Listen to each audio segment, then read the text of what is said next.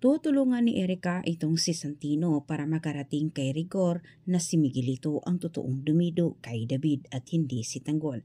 Samantala, pinagpaplanuhan kaagad nila Tanggol at Ramon ang susunod na hakbang na kanilang gagawin para hindi umano maulit muli ang nangyaring masama sa kanila nan dahil kay Roberto.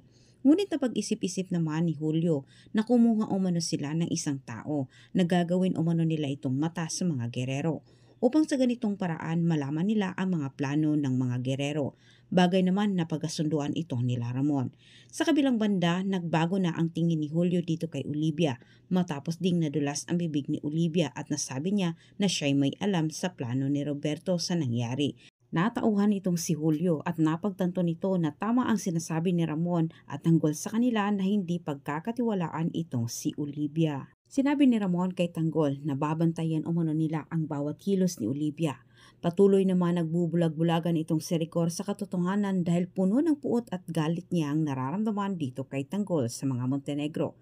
Dahil dito, bukas loob itong si Rigor na magpapaalipin kay Roberto para paniwalaan ang maling kanyang nararamdaman ang gustong paghigantihan ang mga Montenegro.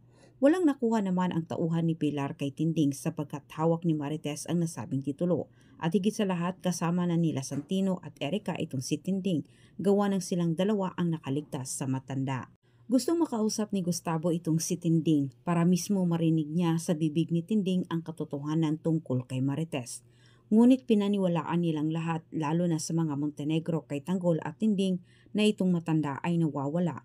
Ngunit ligid sa kaalaman ni Tanggol na kasama na nila ni Santino at Erika itong si Tinding. Samantala, nawala ang pagkakonsensya ni Santino nang malaman din niya mula kay Tinding na ang kanyang kapatid na si Tanggol ay buhay.